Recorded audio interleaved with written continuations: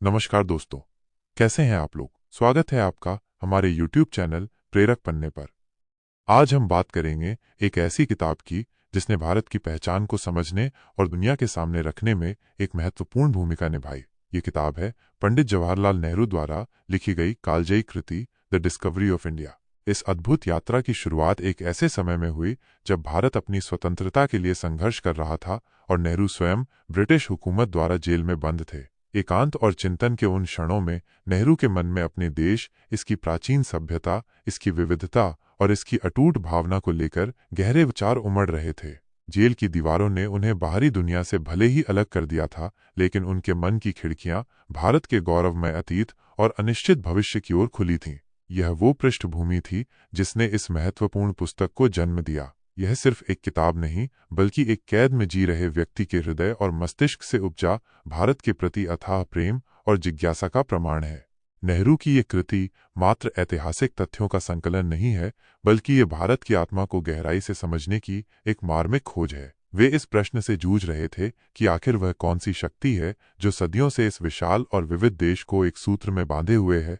वह कौन सा अंतर्निहित सार है जो भारत को विशिष्ट बनाता है। अपनी लेखनी के माध्यम से नेहरू प्राचीन ग्रंथों, दर्शन, कला और लोक परंपराओं की गहराइयों में उतरते हैं। वे भारत के भौगोलिक विस्तार और इसकी सांस्कृतिक विविधता का अवलोकन करते हुए उस एकता की तलाश करते हैं जो इन सभी विविधताओं के बावजूद भारत को भारत बनाती है। ये खोज एक ऐसे यात्री की खोज है जो अपने ही घर की अनजान गलियों में घूम रहा हो, हर मोड़ पर एक नया रहस्य और एक नई पहचान उजागर हो रही हो। द डिस्कवरी ऑफ इंडिया केवल अतीत की गौरव गाथा नहीं है, बल्कि ये भारत के वर्तमान और भविष्य पर भी एक गहरा चिंतन है। नेहरू एक ऐसे भविष्य का स्वप्न देखते थे जो अतीत की जड़ों से जुड़ा हो, लेकिन आधुनिकता की ओर अग्रसर हो। वे भारत की प्राचीन विजडम और वैज्ञानिक दृष्टिकोण के समन्वय की आवश्यकता पर बल देते थे।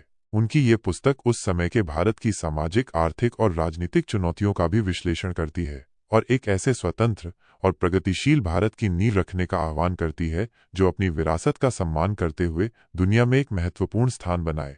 ये पुस्तक हमें ये सोचने पर मजबूर करती है कि हम अपने अतीत से क्या सीख सकते हैं, वर्तमान में हमारी क्या जिम्मेदारियां हैं और हम अपने भविष्य को किस दिशा में ले जाना चाहते हैं।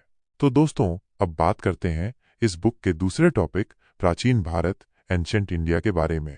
यह एक ऐसा कालखंड है जो हमारी सभ्यता की नींव रखता है, एक ऐसा सुनहरा अतीत जिसके कण कण में हमारी संस्कृति और दर्शन की गहरी छाप मौजूद है। हमारी इस यात्रा की शुरुआत होती है सिंधु घाटी सभ्यता से। कल्पना कीजिए, आज से हजारों साल पहले एक ऐसी नगरीय सभ्यता हमारे ही भारतवर्ष की मिट्टी में फल फूल रही थी, जिसकी नगर योजना, वास्तुकला और जीवन शैली देखकर आधुनिक विद्वान भी चकित हैं। सुनियोजित सड़कें, पक्की ईंटों के घर, उन्नत जल निकासी व्यवस्था, ये सब उस युग में मौजूद था, जो हमें बताता है कि हमारा अतीत कितना समृद्ध और वैज्ञानिक सोच वाला था। यह सभ्यता हमें सिखाती है कि भारत की धरती पर ज्ञान और प्रगति की किरणें सदियों पहले ही चमक उठी थीं। सिंधु घाटी सभ्यता के बाद हम प्रवेश करते हैं वैदिक काल में, जहां ऋग्वेद जैसे पवित्र और ज्ञान से भरपूर ग्रंथों की रचना हुई। यह वह समय था जब प्रकृति की शक्तियों की उपासना की जाती थी और जीवन को एक लय और व्यवस्था में बांधने वाले मंत्रों का उदय हुआ।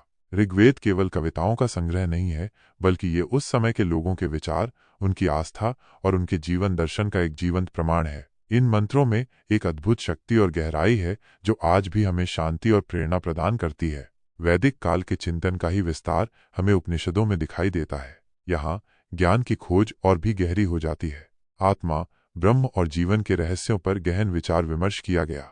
उपनिषदों के ऋषि हमें सिखाते हैं कि सच्ची खुशी बाहरी वस्तुओं में नहीं, बल्कि अपने भीतर की अनंत गहराई को जानने में है। यह दर्शन हमें आत्मचिंतन और सत्य की खोज के मार्ग पर चलने के लिए प्रेरित करता है। यह वो ज्ञान है जो आज भी दुनिया को एक नई दिशा दिखा सकता है। और फिर आते हैं हमारे दो महान महाकाव्य, महाभारत और रामायण। ये सिर्फ कहानियां नहीं हैं, बल्कि ये हमारे जीवन मूल्यों, आदर्शों और रिश्तों की नींव है। महाभारत हमें धर्म और अधर्म के बीच के शाश्वत संघर्ष की कहानी सुनाता है, न्याय और सत्य के लिए लड़ने की प्रेरणा देता है। वहीं रामायण हमें मर्यादा, त्याग और कर्तव्य निष्ठा के महत्व को सिखाता है। इन महाकाव्यों के पात्र हमारे दिलों में आज भी जीवित हैं और उनकी कहानियां हमें जीवन के हर मोड़ पर मार्गदर्शन करती हैं। ये हमारी सांस्कृतिक धरोहर का वो अनमोल खजाना है जो पीढ़ियों से हमें जोड़ता आया है। इसी प्राचीन भारत की धरती पर बौद्ध धर्म और जैन धर्म जैसे महान धर्मों का उदय हुआ। भगवान बुद्ध और महावीर ने दुनिया को शांति, अहिंसा और करुणा का मार्ग दिखाया। उनके उपदेश आज भी लाखों लोगों के जीवन को प्रेरित करते हैं। उन्होंने हमें सिखाया कि हर जीव में वही आत्मा है और हमें सभी के प्रति प्रेम और सम्मान का भाव रखना चाहिए। इन धर्मों का उदय भारतीय चिंतन और दर्शन की उदारता और सहिष्णुता का प्रतीक है।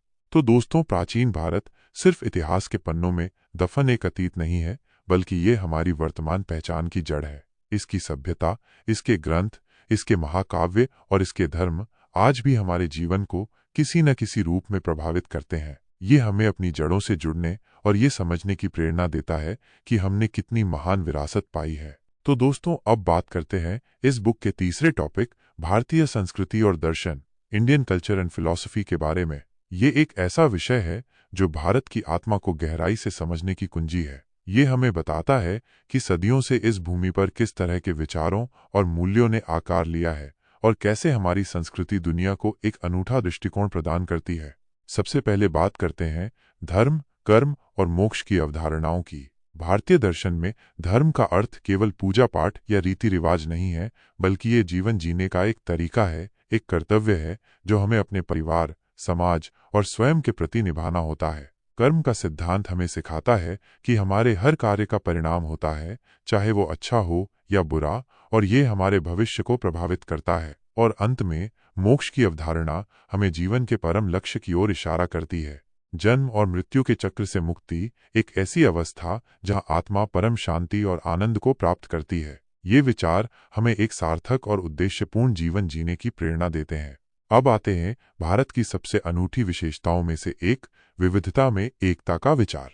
आप देखिए, हमारा देश भाषाओं, धर्मों, रीति रिवाजों और खान पान की कितनी बड़ी विविधता समेटे हुए है। लेकिन इसके बावजूद एक ऐसा अंतरधारा है जो हम सभी को एक साथ बांधती है। यह सदियों से चली आ रही सहिष्णुता और आपसी सम्मान की भावना है, जिसने अलग अलग संस्कृतियों को इस मिट्टी में घुल-मिल कर एक सुंदर और समृद्ध गुलदस्ता बनाया है। ये विविधता हमारी कमजोरी नहीं, बल्कि हमारी सबसे बड़ी ताकत है, जो हमें दुनिया को एक साथ रहने का महत्वपूर्ण संदेश देती है। भारतीय जीवन पद्धति और सामाजिक संरचना भी अपने आप में एक गहरा दर्शन समेटे हुए है। यहाँ परिवार और समुदाय को व्यक्ति से अधिक महत्व दिया जाता है। रिश्तों का सम्मान करना, बड़ों का आदर करना और जरूरतमंदों की मदद करना हमारी संस्कृति का अभिन्न अंग है। हमारी पारंपरिक सामाजिक संरचना, भले ही समय के साथ उसमें बदलाव आए हों, हमें ये सिखाती है कि हम सब एक दूसरे से जुड़े हुए हैं और समाज की प्रगति में हर व्यक्ति का अपना महत्वपूर्ण योगदान है। यह हमें सामूहिक जिम्मेदारी और सहयोग की भावना का महत्व समझाती है। और अंत में बात करते हैं साहित्य, कला और संगीत के अद्भुत योगदान की।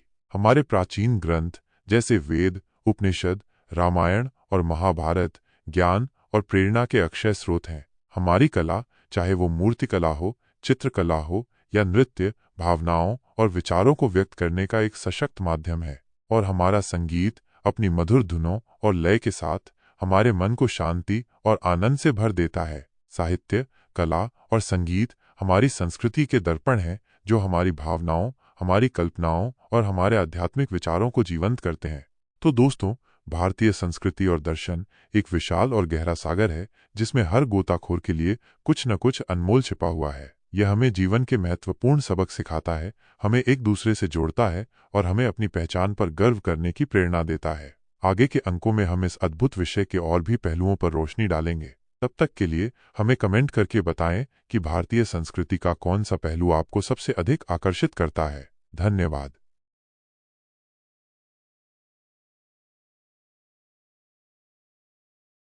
तो दोस्तों, अब बात करेंगे इस बुक चौथे टॉपिक, इस्लामी प्रभाव और मुगल काल, medieval period and Islamic influence के बारे में।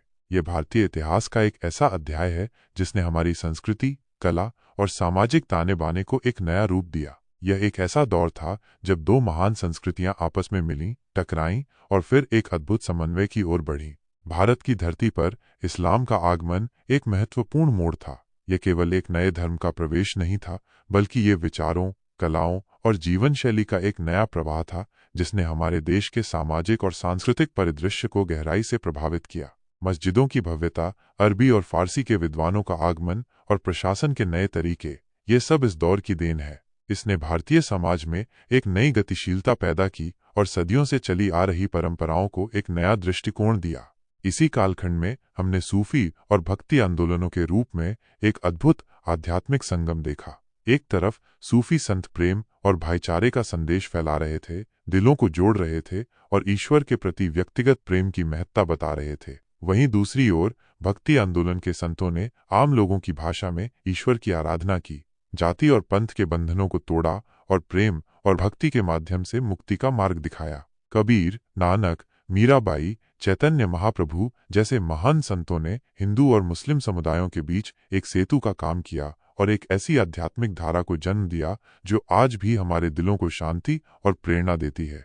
फिर आया मुगल शासन, जिसने भारतीय इतिहास के पन्नों पर एक अमिट छाप छोड़ी। बाबर से लेकर औरंगजेब तक मुगल बादशाहों ने एक विशाल साम्राज्य की स्थापना की और प्रशासन, कला, वास्तुकला और साहित्य के क्षेत्र में अभूतपूर्व योगदान दिया। ताजमहल जैसी शानदार इमारतें, फारसी चित्रकला का भारतीय शैलियों के साथ अद्भुत मिश्रण और उर्दू जैसी नई भाषाओं का विकास इसी काल में हुआ। मुगल प्रशासन की कुशलता और उनकी कला प्रेम ने भारत को एक नई पहचान दी और हमारी सांस्कृतिक विरासत को और समृद्ध किया। सबसे महत्वपूर्ण बात यह है कि इस पूरे कालखंड में हमने सांस्कृतिक समन्वय का एक अद्भुत उदाहरण देखा। हिंदू और मुस्लिम कला, साहित्य, संगीत और वास्तुकला आपस में घुले मिले, नए व्यंजन बने, नई शैलियां विकसित हुईं और विचारों का आदान प्रदान हुआ। यह समन्वय हमें सिखाता है कि जब अलग अलग संस्कृतियां मिलती हैं तो वे एक दूसरे को समृद्ध करती हैं और एक नई, अधिक समावेशी पहचान बनाती हैं। यह हमारी उस अंतर्निहित क्षमता का प्रमाण है जो विभिन्नताओं को स्वीकार कर उन्हें अपनी शक्ति बना लेती है। तो दोस्तों, इस्लामी प्रभाव और मुगल काल भारतीय इतिहास का एक ऐसा अध्याय है जो हमें ये याद दिलाता है कि भारत हमेशा से विभिन्न संस्कृतियों का संगम रहा है। यह हमें सहिष्णुता, समन्वय और एक दूसरे से सीखने की महत्वपूर्ण सीख देता है। तो दोस्तों, अब बात करेंगे इस बुक 5वें टॉपिक, ब्रिटिश शासन और उसका प्रभाव, British rule and its impact के बारे में। यह भारतीय इतिहास का एक ऐसा दौर था जिसने हमारे देश की नींव को हिलाकर रख दिया और हमारे भविष्य की दिशा तय की। यह एक ऐसा समय था जब एक विदेशी शक्ति ने धीरे धीरे हमारे जीवन के हर पहलू पर अपना नियंत्रण स्थापित कर लिया। इस कहानी की शुरुआत होती है ईस्ट इंडिया कंपनी के आगमन से। व्यापार के इरादे से आई ये कंपनी धीरे धीरे एक ऐसी राजनीतिक शक्ति बन गई जिसने पूरे भारत को अपने शिकंजे में कस लिया। उपनिवेशवाद का ये युग हमारे देश के लिए एक गहरा घाव साबित हुआ। हमारी संपदा को लूटा गया, हमारे संसाधनों का दोहन किया गया और हमें अपने ही देश में पराया बना दिया गया। यह एक ऐसा अन्याय था जिसने हर भारतीय के हृदय में पीड़ा और प्रतिरोध की भावना को जन्म दिया। ब्रिटिश शासन का सबसे गहरा प्रभाव हमारी अर्थव्यवस्था पर पड़ा। सदियों से समृद्ध और आत्मनिर्भर रही भारतीय अर्थव्यवस्था को एक ऐसी प्रणाली में बदल दिया गया जो केवल ब्रिटिश हितों को साधती थी। हमारे कारीगर बर्बाद हो गए, हमारी कृषि व्यवस्था चरमरा गई और हमारा धन विदेशों में बहने लगा। यह आर्थिक शोषण हमारे देश के लिए एक ऐसा झटका था जिससे उबरने में हमें लंबा समय लगा। यह हमें सिखाता है कि आर्थिक स्वतंत्रता किसी भी राष्ट्र के लिए कितनी महत्वपूर्ण होती है। ब्रिटिश शासन ने हमारे समाज और संस्कृति में भी गहरे परिवर्तन किए। पश्चिमी विचारों और जीवन शैली का प्रभाव बढ़ने लगा। हमारी पारंपरिक शिक्षा प्रणाली को कमजोर किया गया और नए कानून और नियम लागू किए गए जिसने हमारे सामाजिक ताने बाने को बदल दिया। ये एक ऐसा दौर था जब हम अपनी पहचान और अपनी जड़ों से कटने का खतरा महसूस कर रहे थे। लेकिन इसी दौर में हमने अपनी संस्कृति और मूल्यों को बचाने के लिए एक मजबूत संघर्ष भी किया। अंग्रेजी शिक्षा प्रणाली की शुरुआत इस शासन का एक महत्वपूर्ण पहलू थी। इसका उद्देश्य भले ही अपने प्रशासन को चलाने के लिए क्लर्क तैयार करना था, लेकिन इसने भारतीयों के लिए पश्चिमी ज्ञान और विचारों के द्वार भी खोल दिए। इसने हमारे बुद्धिजीवियों को नई दिशा दी और स्वतंत्रता के लिए संघर्ष करने की प्रेरणा दी। यह शिक्षा प्रणाली एक ऐसा दुधारी हथियार साबित हुई जिसने हमें आधुनिक दुनिया से जोड़ा, लेकिन हमारी अपनी भाषाओं और ज्ञान परंपराओं को कहीं पीछे छोड़ दिया। तो दोस्तों, ब्रिटिश शासन और उसका प्रभाव भारतीय इतिहास का एक दुखद लेकिन महत्वपूर्ण अध्याय है। यह हमें उपनिवेशवाद के खतरों से आगाह करता है और हमें अपनी आर्थिक और सांस्कृतिक स्वतंत्रता के महत्व को समझाता है। इस दौर ने हमें एकजुट होकर अन्याय के खिलाफ लड़ने की शक्ति दी और हमारे स्वतंत्रता संग्राम की नींव रखी। तो दोस्तों, अब बात करेंगे इस बुक के छठे टॉपिक, राष्ट्रीय आंदोलन का उदय, राइज ऑफ नेशनलिज्म के बारे में। ये भारतीय इतिहास का वो महत्वपूर्ण मोड़ है जहां सदियों से दबी हुई आकांक्षाएं एक शक्तिशाली आवाज बनकर उभरी और एक पूरे राष्ट्र को स्वतंत्रता के लक्ष्य की ओर ले गईं। यह एक ऐसी जागृति थी जिसने हर भारतीय के हृदय में अपने देश के लिए प्यार और बलिदान की भावना को जन्म दिया। इस जागृति की पहली बड़ी चिंगारी 1857 की क्रांति के रूप में फूटी। यह विद्रोह, जो सिपाहियों के असंतोष से शुरू हुआ, जल्द ही पूरे उत्तर भारत में फैल गया और ब्रिटिश शासन के खिलाफ एक मजबूत चुनौती बन गया। भले ही ये क्रांति सफल नहीं हो पाई, लेकिन इसने भारतीयों के मन में स्वतंत्रता की एक गहरी ललक पैदा कर दी। यह हमें सिखाता है कि अन्याय के खिलाफ उठ खड़ी होने की भावना कितनी महत्वपूर्ण होती है, भले ही शुरुआत में चुनौतियां कितनी भी बड़ी क्यों न हों। 1857 के बाद राष्ट्रीय चेतना धीरे धीरे मजबूत होती गई और इसी भावना का परिणाम था भारतीय राष्ट्रीय कांग्रेस की स्थापना। यह एक ऐसा मंच था जहां देश के अलग अलग हिस्सों से आए लोग एक साथ मिलकर अपने देश की स्वतंत्रता के लिए रणनीति बनाने लगे। कांग्रेस ने शांतिपूर्ण विरोध और संवैधानिक तरीकों से अपनी आवाज बुलंद की और धीरे धीरे ये एक विशाल जन आंदोलन में बदल गई जिसमें हर वर्ग और समुदाय के लोग शामिल हुए। यह संगठन हमें एकता और सामूहिक प्रयास की शक्ति का महत्व बताता है। फिर भारतीय स्वतंत्रता संग्राम के क्षितिज पर एक ऐसे महापुरुष का उदय हुआ जिसने पूरे आंदोलन को एक नई दिशा दी, महात्मा गांधी। उनके अहिंसा और सत्याग्रह के अद्वितीय दर्शन ने न केवल भारत बल्कि पूरी दुनिया को प्रभावित किया। गांधी जी ने आम लोगों को स्वतंत्रता के संघर्ष में शामिल होने के लिए प्रेरित किया और उन्हें अन्याय के खिलाफ शांतिपूर्ण तरीके से लड़ने का एक शक्तिशाली हथियार दिया। उनका जीवन और उनके विचार आज भी हमें साहस, सत्य और प्रेम के मार्ग पर चलने की प्रेरणा देते हैं।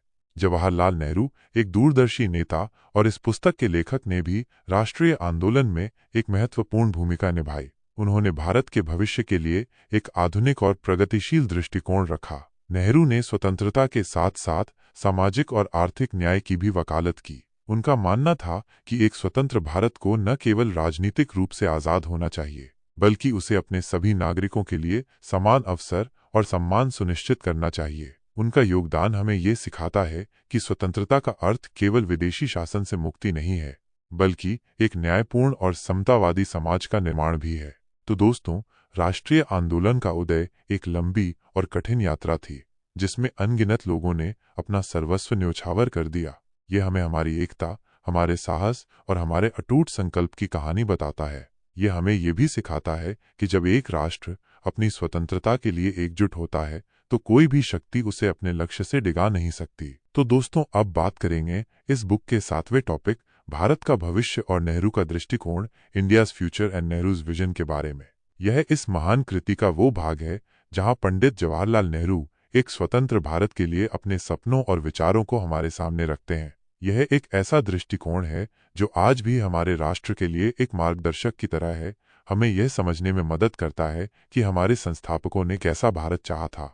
नेहरू के सपनों के भारत की नींव धर्मनिरपेक्षता और आधुनिकता पर टिकी थी। उनका मानना था कि एक प्रगतिशील राष्ट्र बनने के लिए हमें सभी धर्मों का समान सम्मान करना होगा और पुरानी रूढ़ियों को त्याग कर वैज्ञानिक सोच और आधुनिक विचारों को अपनाना होगा। वे एक ऐसे भारत की कल्पना करते थे जहां हर नागरिक को अपनी आस्था का पालन करने की स्वतंत्रता हो और जहां तर्क और विज्ञान हमारे विकास का आधार बने। यह दृष्टिकोण हमें संकीर्णता से ऊपर उठकर एक समावेशी और प्रगतिशील समाज बनाने की प्रेरणा देता है। नेहरू ने भारत के भविष्य के लिए विज्ञान और तकनीकी विकास को एक महत्वपूर्ण स्तंभ माना था। उनका मानना था कि गरीबी और पिछड़ेपन से लड़ने के लिए हमें आधुनिक तकनीक को अपनाना होगा और वैज्ञानिक अनुसंधान को बढ़ावा देना होगा। उन्होंने बड़े बड़े औद्योगिक परियोजनाओं की नींव रखी और शिक्षा के क्षेत्र में निवेश किया ताकि भारत एक आत्मनिर्भर और आधुनिक राष्ट्र बन सके।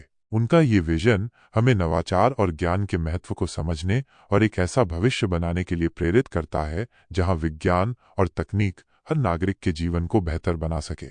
सामाजिक न्याय और समानता नेहरू के दृष्टिकोण का एक और महत्वपूर्ण पहलू था। वे एक ऐसे भारत का सपना देखते थे जहां जाति, धर्म, लिंग या क्षेत्र के आधार पर कोई भेदभाव न हो और हर किसी को समान अवसर मिले। उन्होंने जमींदारी प्रथा को समाप्त करने और कमजोर वर्गों को ऊपर उठाने के लिए कई कदम उठाए। उनका ये सपना एक ऐसे समाज की नींव रखता है जहां हर व्यक्ति गरिमा और सम्मान के साथ जी सके और राष्ट्र के विकास में अपना योगदान दे सके। ये हमें एक न्यायपूर्ण और समतावादी समाज के निर्माण के लिए लगातार प्रयास करने की प्रेरणा देता है। अंत में नेहरू का सबसे बड़ा सपना था एक ऐसा भारत जो एकता, लोकतंत्र और स्वतंत्रता के मूल्यों पर आधारित हो। उन्होंने एक ऐसे राष्ट्र की कल्पना की जहां विभिन्न भाषाएं और संस्कृतियां एक साथ मिलकर रहें, जहां हर नागरिक को अपने विचार व्यक्त करने और सरकार चुनने का अधिकार हो, और जहां व्यक्तिगत स्वतंत्रता का सम्मान किया जाए। उनका ये सपना हमारे संविधान में साकार हुआ, और ये आज भी हमारे राष्ट्र की सबसे बड़ी ताकत है। ये हमें अपनी एकता को बनाए रखने, लोकतांत्रिक मूल्यों की रक्षा करने और हर नागरिक की स्वतंत्रता का सम्मान करने की जिम्मेदारी याद दिलाता है। तो दोस्तों, द डिस्कवरी ऑफ इंडिया के इस अंतिम भाग में नेहरू का भविष्य का भारत एक ऐसा स्वप्न है जो हमें आज भी प्रेरित करता है। ये हमें एक धर्मनिरपेक्ष, आधुनिक, न्यायपूर्ण और लोकतांत्रिक राष्ट्र बनाने की दिशा दिखाता है। ये हमें याद दिलाता है कि हमारे संस्थापकों ने हमारे लिए एक महान विजन रखा था, और हमें उस विजन को साकार करने के लिए मिलकर काम करना होगा। The discovery of India Pandit Nehru की भारत की सभ्यतागत गहराई, ऐतिहासिक विकास, सांस्कृतिक विविधता और दार्शनिक चिंतन की व्यापक पड़ताल है। जेल के एकांत में रचित ये कृति प्राचीन विरासत से लेकर ब्रिटिश शासन के प्रभाव और स्वतंत्र भारत के भविष्य के लिए उनके आधुनिकतावादी, धर्मनिरपेक्ष और सामाजिक न्याय पर आधारित दृष्टिकोण को प्रस्तुत करती है। ये मात्र इतिहास नहीं, बल्कि भारत की पहचान और नियति की एक मार्मिक खोज है। तो दोस्तों, ये थी पंडित जवाहरलाल नेहरू की कालजयी कृति द डिस्कवरी ऑफ इंडिया की एक झलक।